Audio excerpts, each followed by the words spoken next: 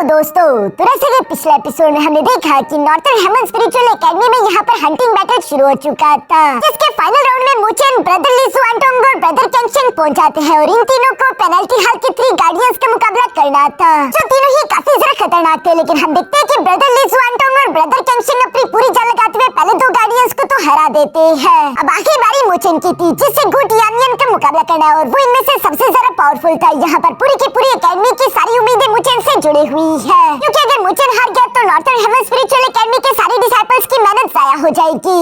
अब आगे तो नेक्स्ट एपिसोड की शुरुआत यहाँ पर बिल्कुल उसी फाइनल राउंड से शुरू होती है, जहाँ पर हम देखते हैं कि मुचेन और गुड यानियन एक दूसरे के आमने सामने आ चुके थे और ब्रदर गुड यानियन मुचेन को देखते हुए कहता है तो तुम एक फ्रेशमैन हो, जिस पर मुचेन जवाब देते हुए कहता है कि हाँ आपने सही पहचाना, यकीनन आपके साथ बैटल करके मुझे काफी कुछ सीखने को मिलेगा। ये सुनकर तो गुड यानियन भी एक्साइटेड होते हुए कहता है कि तुम में हिम्मत तो काफी है, लेकिन मैं देखना चाहूंगा कि आखिर तुम कितने ज्यादा स्ट्रॉन्ग हो। ये कहते हुए वो फाइट के लिए काफी ज्यादा एक्साइटेड होते हुए तीसरी से मुचेन की तरफ जाकर फिर से उसे पंच करने की कोशिश करता है, लेकिन मुचेन ने अपने दोनों हाथों का इस्तेमाल करते उसके पंच को ब्लॉक कर लिया, जिसके प्रेशर से वो पीछे की तरफ भी धकेला जाता है। यहाँ पर हम देखते हैं कि गुड यानियन तो तीसरी के साथ दोबारा से मुचेन के पास आकर उसे हिट करने की कोशिश करने लगा, लेकिन मुचेन ने इस बार भी उसके अटैक को डॉज कर लिया, जिससे गुड यानियन को काफी ज्यादा गुस्सा आ जाता और वो अपनी फ्लेम की बारिश हम मुचेन पर करना शुरू कर देता है। लेकिन दूसरी तरफ मुचेन अभी भी अपनी शैडो डांसिंग टेक्निक का इस्तेमाल करते हुए तीसरी के साथ गुड यानियन के सारे हमलों को भागते हुए डॉज कर रहा था, जिससे गुड यानियन को तो गुस्सा आने लगा और वो मुचेन की तरफ बढ़ते उसे टकराने लगता है।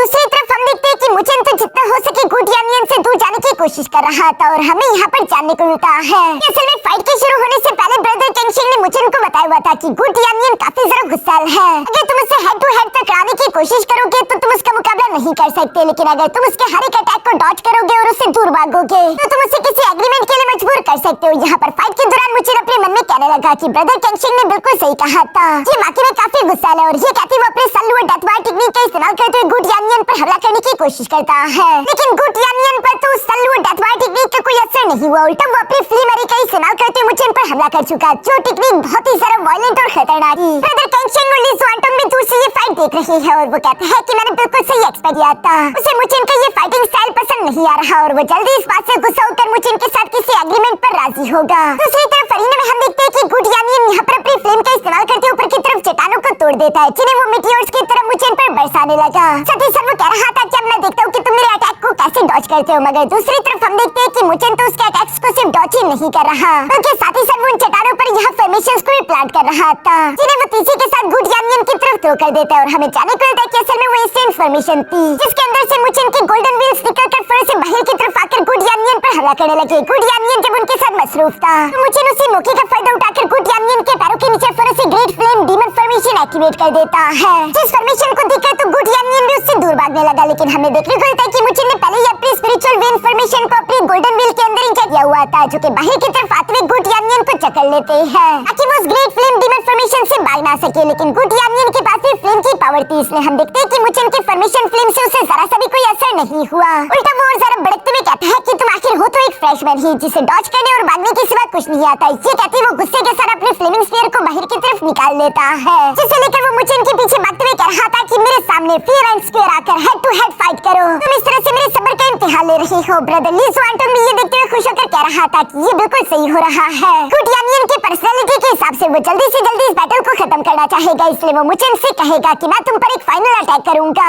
अगर तुम मेरे फाइनल अटैक को झेल लेते हो तो तुम विनर डिक्लेयर कर दिए जाओगे। हालांकि वो अटैक काफी डेंजरस होगा, लेकिन अगर मुचेन अपनी थंडर बॉडी का इस्तेमाल करे तो उस अटैक को सर्वाइव कर सकता है और इस तरह से हम जीत जाएंगे। असल में ये सारा की सारा प्लान ब्रदर केंगशेंग का था। दूसरी तरफ हम देखते हैं कि गुड यानियन जो कि मुचेन के पीछे पड़ा हुआ था, वो कहता है कि अगर फ्यूचर में तुम्हारा सामना किसी ताकतवर दुश्मन से हो गया जिसने तुम्हारे दोस्तों और तुम्हारी फैमिली की जान को खतरे में डाल दिया हो, तो क्या तब भी तुम इसी तरह से डरकर भागोगे जैसे कि आज तुम मुझसे दूर जा रहे हो। गुड यानियन की ये बातें सुनकर तो मुचेन को भी गुस्सा आ जाता है, इसलिए हम देखते हैं कि वो फिर से अपने स्पीयर को बाहर की तरफ निकालकर गुड यानियन को हिट करते हुए पीछे की तरफ धकेल चुका और वो यहाँ गुड यानियन पर हमले करने लगा था, लेकिन गुड यानियन की स्ट्रेंथ ज्यादा थी और वो मुचेन को एक पावरफुल हिट के साथ पीछे की तरफ एक चट्टान पर दे मारता है, जो देखकर तो सब डिसाइपल्स ही परेशान हो गए कि आखिर मुचेन ने अचानक से अपने फाइटिंग स्टाइल को चेंज क्यों कर दिया। नहीं वो हार तो नहीं किया, अगर वो हार किया तो फिर तो हम सबकी मेहनत जाया हो जाएगी, इसलिए वो सबके सब डिसाइपल यहाँ पर मुचेन को चीयर अप करते हुए कह रहे थे कि मुचेन तुम कर सकते हो, प्लीज हार मत मानना। दूसरी तरफ काउंसिल चैम्बर में हम देखते हैं कि डीन टाइकिंग और बाकी के सारे एल्डर्स भी यहाँ पर इस फाइट को देख रहे हैं, जहाँ डीन टाइकिंग कह रहा था कि हमें मजबूरन मुचेन को स्पिरिचुअल लाइन से बाहर निकालना पड़ा और बाद में हमारे नॉर्थर्न हेमन स्पिरिचुअल एकेडमी ने अपना नाम इस्तेमाल करके मुचेन की जान बचा ली, वरना होली सेंट स्पिरिचुअल एकेडमी तो कब के मुचेन को जान से मार चुकी होती।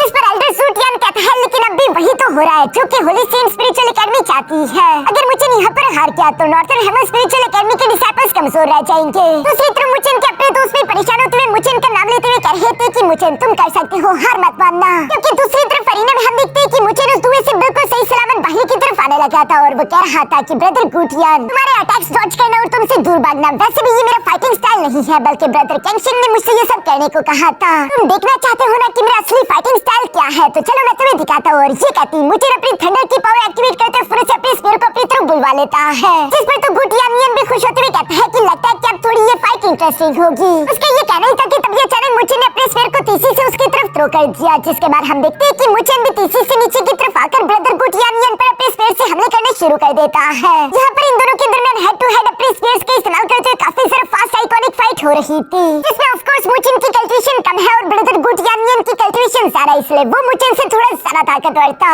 इस वजह से वो मुचेन को हिट करके जमीन पर पटक देता है। साथ ही साथ वो अपने स्पीयर को तीसी के सब नीचे की तरफ लाते हुए यहाँ मुचेन को उससे हिट करवाना चाहता था, जबकि मुचेन उस अटैक को डॉज कर रहा है। यहाँ पर गुटियान उससे कहता है कि अगर आज के दिन तुम जीत गए तो तुम एक हीरो होगे, लेकिन अगर तुम हार गए तो तुम सबके गुनहगार होगे, सब लोगों की मेहनत तुम्हारी वजह से जाया हो जाएगी। ये कहते हुए अपने स्पीयर से मुचेन की शोल्डर पर हमला करने लगा था, लेकिन मुचेन अपने स्पीयर का इस्तेमाल करते उसके अटैक को ब्लॉक कर लेता है। यहाँ मुचेन की बॉडी पर काफी खतरनाक प्रेशर पड़ रहा था। गुटियान मुचेन से कहता है कि तुम इस वक्त तकलीफ में हो, बेहतर ये होगा कि हार मान लो और वो गुनहगार बन जाओ, जो कि तुम वैसे भी बनने वाले हो, क्योंकि तुम हीरो तो नहीं बन सकते। यहाँ पर हम देखते हैं कि वो प्रेशर इतना सारा खतरनाक था कि नीचे अरीना में भी क्रैक्स पड़ना शुरू हो गए थे। मुचेन के हाथों से खून निकलने लगा था, लेकिन वो यहाँ पर गुटियान से कहता है कि बीच में हार मानने की गलती मैं नहीं कर सकता, मुझसे बहुत सारी उम्मीदें जुड़ी हुई है और वैसे भी गुनहगार या फिर बागी होने में मुझे कोई भी मसला नहीं। ये सब कहते हुए मुचेन फिर से अपनी थंडर बॉडी की पावर एक्टिवेट कर लेता है, जो कि काफी खतरनाक थी। इसी पावर का इस्तेमाल करते हुए गुटियान को पीछे की तरफ धकेल पाया। इसके बाद वो बिजली की तेजी के साथ मूव करते हुए यहाँ गुटियान को पंचेस करना शुरू कर देता है,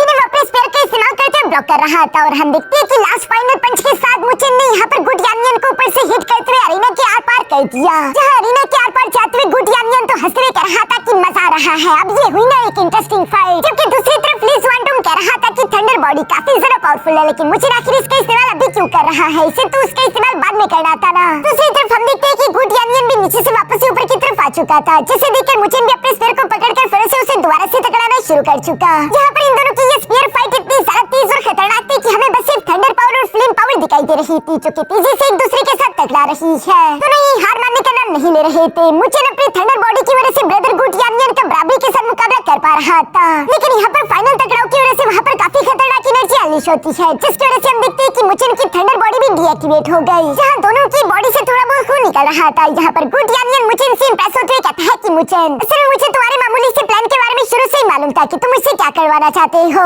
तुम मेरे अल्टीमेट मूव को अपनी थंडर बॉडी से ब्लॉक करना चाहते थे, और मैं मानता हूँ कि तुम्हारी ये थंडर बॉडी वाकई में काफी सारा खतरनाक है, लेकिन तुम इसे ज्यादा देर तक मेंटेन करके नहीं रख सकते। ये बात भी मुझे मालूम थी। इस थंडर बॉडी के होते हुए तुम्हारे जीतने के थोड़े बहुत जरूर चांसेस थे, लेकिन अब चूंकि तुम्हारी थंडर बॉडी डीएक्टिवेट हो चुकी है, तो क्या तुम अब भी मेरे अल्टीमेट मूव को झेलना चाहोगे? जिस पर मुचेन दूसरी तरफ जवाब देते हुए कहता है कि हाँ, मैं तैयार हूँ। जिस पर गुटियान भी खुश होते हुए कहता है कि तुम मेरे अल्टीमेट मूव को वैसे भी डिजर्व करते हो, क्योंकि तुमने खुद को वर्दी साबित किया है, और अगर तुमने मेरे अल्टीमेट मूव को ब्लॉक कर लिया फिर मुझे तुमसे हारने में कोई भी मसला नहीं होगा। ये सब बोलते हुए ब्रदर गुटियान फिर से हवा में जमकर तो यहाँ पर अपने अल्टीमेट मूव को एक्टिवेट करना शुरू कर देता है, जिसके आसपास काफी सारी खतरनाक हेवनली फ्लेम इकट्ठा हो चुकी थी। नीचे की तरफ ब्रदर केंगशिन और ली जुआनटोंग भी ये देख रहा था, जहाँ पर ली जुआनटोंग कहता है कि अब तो मुचेन के पास उसकी थंडर बॉडी नहीं है, अब वो इस अटैक को ब्लॉक नहीं कर पाएगा और हम हारने वाले हैं। जिस पर ब्रदर केंगशिन जवाब देते हुए कहता है कि नहीं, मुचेन पर भरोसा रखो, अगर वो इस अटैक को ब्लॉक करने के लिए तैयार खड़ा है तो यकीनन उसके दिमाग में कुछ न कुछ तो जरूर होगा। दूसरी तरफ हम देखते हैं कि हवा में मौजूद ब्रदर गुटियान भी यहाँ पर मुचेन से कह रहा था कि मुचेन, इस अटैक में मैं अपनी 100% पावर्स का इस्तेमाल करने वाला हूँ, मैं जरा भी होल्ड बैक नहीं करूंगा, तो बाद में मुझे मत कहना है, वैसे भी ये दो मर्दों की फाइट है। एल्डर सूटियान भी ये सब देख रहा था, जहाँ पर वाइल्डर मुझे उससे कहता है कि तुम्हारे डिसाइपल कुछ ज्यादा ही होशियार है, सिर्फ एक फाइट के लिए वो इस हद तक जा रहा है, क्या वो एकेडमी के डिसाइपल्स को स्पिरिचुअल लाइट एम्पावरमेंट हासिल करने नहीं देना चाहता? जिस पर एल्डर मुझे जवाब देते हुए कहता है कि ये दो मर्दों की फाइट है और मर्दों की फाइट ऐसी ही होनी चाहिए, जहाँ ये दोनों अपनी पूरी जान लगा दे। एल्डर सूटियान को तो ये सुनकर गुस्सा रहा था, लेकिन दूसरी तरफ एल्डर टाइटन कहते हैं कि सूटियान, भरोसा रखो, इस बार की डिसाइपल वाकई में खास है। इस इसके बाद सीन शिफ्ट होकर दूसरी तरफ ब्रदर गुड यानियन पर आ गया, जो कि अपने अल्टीमेट मूव में अपनी पूरी ताकत डालते हुए मुचेन से कह रहा था कि मुचेन तुम्हारे पास अभी भी वक्त है, अगर तुम चाहो तो तुम मेरी इस अटैक को डॉज कर सकते हो। मगर दूसरी तरफ नीचे हम देखते हैं कि मुचेन अपने four God constellation scripture technique को बाहर की तरफ निकालते हुए कह रहा था कि सीनियर, कुछ ऐसे लोग हैं जिन्हें मुझे हर हाल में प्रोटेक्ट करना है और उनके लिए मुझे ये करना ही होगा। जिस पर गुड यानियन भी खुश होते हुए कहता है कि तुम्हारी ये जुनून मुझे पसंद आया। जो कहते वो फुर्र से हवा में जाते हुए यहाँ पर एक फ्लेमिंग पाइथन को बाहर की तरफ निकाल लेता है। नीचे की तरफ हम देखते हैं कि मुचेन भी अपने four God constellation scripture technique को एक्टिवेट करते हुए कह रहा था कि मुझे लुवली को प्रोटेक्ट करना है। सब डिसाइपल्स ने मुझसे उम्मीदें लगाई है, उनके लिए मुझे स्पिरिचुअल लाइट एम्पावरमेंट को भी सिक्योर करना होगा। और ये कहती मुचेन ने फुर्र से अपने ब्लैक टोट आइस टर्टल डिवाइन सील को एक्टिवेट कर लिया, जो कि सबसे पावरफुल डिफेंस है। मुचेन उसकी शील्ड को फुरन अपने सामने ले आता है। दूसरी तरफ हम देखते हैं कि ब्रदर गुड यान भी अपने हेमली फ्लेम ड्रैगन सरपेंट का इस्तेमाल करते हुए मुचेन पर हमला कर चुका। यहाँ पर हम देखते हैं कि ये दोनों ही अटैक काफी ज्यादा खतरनाक थे, जिनके टकराव से वहाँ पर बहुत ही टेरिफाइंग एनर्जी अनलीश हुई। सब लोग इस अटैक को देख रहे थे और वेट कर रहे थे कि आखिर इस राउंड का विनर कौन होगा। यहाँ पर इस अटैक का धुआं हटने के बाद हम देखते हैं कि ब्रदर गुड यान काफी कमजोर हो चुका था, क्योंकि प्रीवियस अटैक को जनरेट करने के लिए उसने अपनी सारी की सारी एनर्जी इस्तेमाल कर दी थी। नीचे की तरफ हम देखते हैं कि मुचेन भी अपने ब्लैक टोट आइस शील्ड का इस्तेमाल करके उस अटैक को सर्वाइव कर चुका है, और वो खुद भी इस वक्त बहुत ही ज्यादा कमजोर दिखाई दे रहा था, क्योंकि इस अटैक को बनाने के लिए मुचेन को भी काफी ज्यादा स्पिरिचुअल एनर्जी का इस्तेमाल करना पड़ा। मुचेन यहाँ पर उस अल्टीमेट मूव को सर्वाइव करने के बाद ब्रदर गुड यान से कहता है कि क्या आपको इस फाइट ने सेटिस्फाई कर दिया। मुचेन को इस तरह से सही सलामत देखकर तो गुड यान भी हैरान होते हुए कहता है कि इसने मेरी इतने पावरफुल अटैक को भी झेल लिया, ये वाकई इंप्रेसिव है। जो बोलते हुए गुड यान फिर से अपने स्पीयर को वापस रखते हुए पीछे से नीचे की तरफ मुचेन के पास आ गया था। मुचेन दूसरी तरफ गुड यान से कहता है कि अगर अभी भी आपको फाइट करनी है तो मैं अभी भी आपके साथ फाइट कंटिन्यू रख सकता हूँ। ये सुनकर तो गुड यान जोर से हंसते हुए कहता है कि तुम वाकई में काफी मजेदार इंसान हो, मुझे पूरा यकीन है कि तुम आगे भी बैटल कर सकते हो, लेकिन इस वक्त मैं काफी थक चुका हूँ, इसलिए मैं हार मानता हूँ और तुम जीत गई। ये कहती वो मुचेन का हाथ पकड़कर हवा में उठा देता है। जो देखकर तो बाहर की तरफ मुझे नॉर्थन हेवन स्पिरिचुअल एकेडमी के जितने भी डिसाइपल्स थे वो ये देखकर खुशी से झूम उठे। साउ को तो अपनी आंखों पर यकीन नहीं आ रहा था कि हम जीत गए। वो मुफेंग को गाल से पकड़ते हुए कहती है कि कहीं मैं ख्वाब तो नहीं देख रही। इस पर मुफेंग बेचारा चिल्लाते हुए कहता है कि नहीं नहीं ये ख्वाब नहीं है, प्लीज मुझे छोड़ दो, मुझे दर्द हो रहा है। जिस पर मिस साउ खुशी से चिल्लाते हुए कहती है हम जीत गए, हमने कर दिखाया। हम देखते हैं कि मिस लोली भी मुचेन को जिंदा सलामत देखकर काफी खुश थी। इसके बाद हम लोगों को हंटिंग बैटल के बाद का सीन दिखाया जाता है, जहां नॉर्थन हेवन स्पिरिचुअल एकेडमी के सारे डिसाइपल्स इकट्ठा हुए थे और डीन टाइकिंग इन लोगों को स्पीच देने वाला था, जहां पर वो कहता है कि इस हंटिंग बैटल से हम लोगों ने काफी कुछ सीखा है, जैसे कि अपने दोस्तों के राज की हिफाजत करना, चाहे फिर उसके लिए आपको फाइटिंग क्यों ना करनी पड़े। ये काम मिस ली सुनील ने किया था, जहां ब्रदर याओ ने उसकी जान को खतरे में डाल दिया था, लेकिन फिर भी उसने मुझे इनकी लोकेशन नहीं बताई थी, इसलिए उसकी बॉडी से गोल्डन एनर्जी निकलती है। जबकि डीन टाइकिंग कहता है साथ ही हमने इस हंटिंग बैटल से सीखा अपनी एकेडमी और अपने डिसाइपल्स के लिए खुद की जान तक को खतरे में डाल देना, जो काम ब्रदर मुफेंग और मिस साउ ने किया था। स्पिरिचुअल क्रिस्टल्स हासिल करने के लिए वो एक स्पिरिट किंग बीस्ट से जाकर टकरा गए थे, ये जानते हुए भी कि ये लोग उसका मुकाबला नहीं कर सकते। इसी तरह मुचेन की बॉडी से भी गोल्डन एनर्जी निकलती है, जिस पर डीन टाइकिंग कह रहा था कि हमने इस हंटिंग बैटल से सीखा कि कैसे आप तकलीफों को बर्दाश्त करते हुए मुश्किलों से गुजरते हुए कभी हार ना मानकर जीत को हासिल कर सकते हो। इसी तरह डीन टाइकिंग कई सारी चीजों को मेंशन करता रहा और कई सारे डिसाइपल्स की बॉडी से गोल्डन एनर्जी निकलती रही। डीन टाइकिंग कहता है कि इस हंटिंग बैटल में हमारे नॉर्थन हेवन स्पिरिचुअल एकेडमी के स्टूडेंट्स ने साबित कर दिया कि हम लोग नॉर्थन हेवन स्पिरिचुअल एकेडमी की इज्जत बचाने के लिए किसी भी हद तक जा सकते हैं। ये नॉर्थन हेवन स्पिरिचुअल एकेडमी यहाँ पर पिछले 1000 साल से टिकी हुई है। कई सारे दुश्मनों ने हमें हिलाने की कोशिश की, लेकिन कोई भी हमें हरा नहीं पाया। और अब नॉर्थन हेवन स्पिरिचुअल एकेडमी की सारी जिम्मेदारी मुचेन, ली सुआनटोंग और ब्रदर कैंगशेंग तुम तीनों के कंधों पर है, जिन्होंने एक बार फिर से नॉर्थन हेवन स्पिरिचुअल एकेडमी को ऊंचाइयों तक लेकर जाना शुरू कर दिया। और यहाँ पर हर एक डिसाइपल ने अपना रोल इसमें अच्छे से प्ले किया। इस साल का ये हंटिंग बैटल वाकई में काफी ज्यादा सक्सेसफुल रहा है। जो सब बोलते हुए यहाँ पर हम देखते हैं कि आसमान में इकट्ठा हुई वो गोल्डन एनर्जी नीचे की तरफ वापस से आने लगी। साथ ही साथ सारे डिसाइपल ऊंची आवाज में कह रहे थे कि नॉर्थन हेवन स्पिरिचुअल एकेडमी हमेशा से यहाँ पर थी और हमेशा रहेगी, हम इसको प्रोटेक्ट करेंगे, इसकी इज्जत को कोई भी आंच नहीं आएगी। डीन टाइकिंग अपने डिसाइपल से काफी ज्यादा खुश था। वो इन स्टूडेंट्स से कहता है कि जाकर आराम कर लो, तुम लोग थक चुके होगे, 3 दिन बाद स्पिरिचुअल लाइट एम्पावरमेंट के लिए खुद को तैयार करो। जो बात सही भी थी, क्योंकि हम मुचेन को काफी ज्यादा दर्द हो रहा था, जो देखकर तुम स्लोली फुर्र से जंप करके मुचेन के पास आकर उसे संभालते हुए कहती है कि इसे मैं अपने साथ लेकर जा रही हूँ। जो बोलते हुए ली सुआनटोंग और ब्रदर कैंगशेंग के बीच में से मुचेन को उठाकर वहाँ से चली जाती है। ली सुआनटोंग तो बस सिर्फ उसे देखता रहा, जिस पर तो ब्रदर कैंगशेंग समझ गया था और ली सुआनटोंग से कहता है कि तुम लुवली को पसंद करते हो, सही कहा ना मैंने। जिस पर ली सुआनटोंग कोई जवाब नहीं दे पाता और वो वहाँ से जाने लगा था। इस पर ब्रदर केंगशिन कहता है, पर अफसोस ली सुआनटोंग, तुम्हारा उसके साथ कोई भी चांस नहीं है, तो बिना वजह उस पर चिपक कर क्यों रहना। मैं तो कहता हूँ कि स्पिरिचुअल लाइट एम्पावरमेंट को हासिल करने के बाद तुम भी मेरे साथ चलो, हम दोनों मिलकर मोलोंगसी का शिकार करने जाएंगे। इस पर ली सुआनटोंग बेचारा आखिर क्या ही कह पाता है। इसके बाद सीन शिफ्ट होकर दूसरी तरफ मुचेन और मिस लोली के कमरे पर आ जाता है,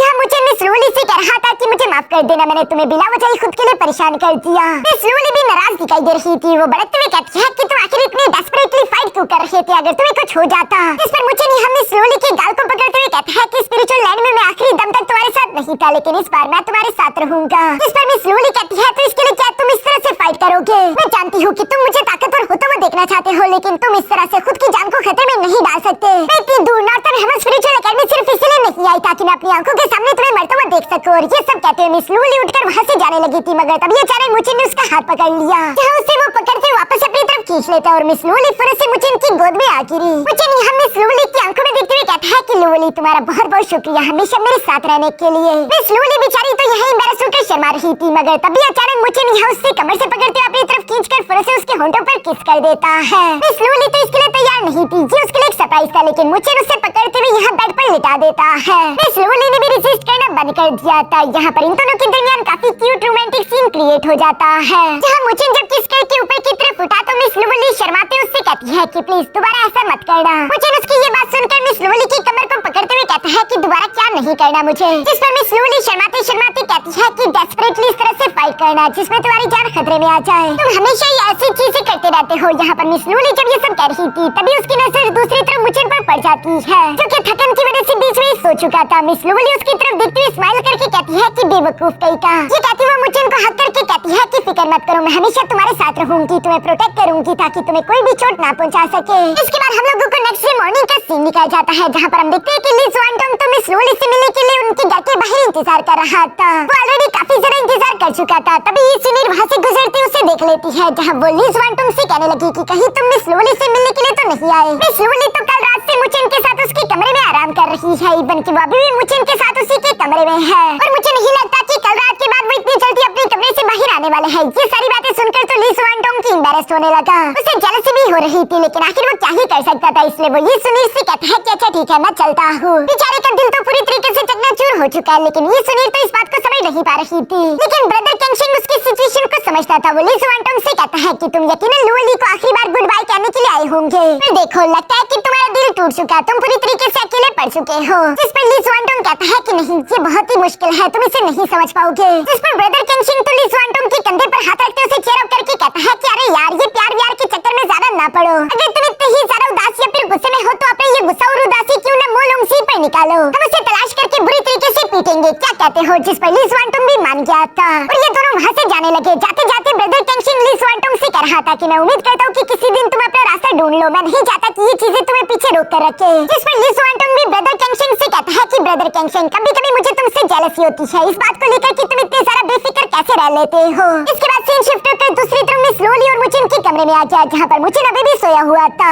तभी उसके अंदर से मिस जिन्यू की आवाजें आने लगी, जो कि मुचेन से कह रही थी कि मुचेन चलो जागने का समय हो चुका, तुम्हें जल्दी से जागना होगा क्योंकि मैं दोबारा हेवनली थंडर ट्राइब्यूलेशन से गुजरना चाहती हूँ। और मिस जिन्यू की ये कहते साथ ही हमारा ये एपिसोड यहीं पर खत्म हो जाता है। दोस्तों द ग्रेट रूलर सीरीज पर इतने सारा व्यूज नहीं है, अगर आप लोग चाहते हो कि मैं इस सीरीज को कंटिन्यू रखूं तो प्लीज हर वीडियो पर कम से कम 30,000 लाइक्स और 3,000 कमेंट्स का टारगेट कंप्लीट कर दिया करो।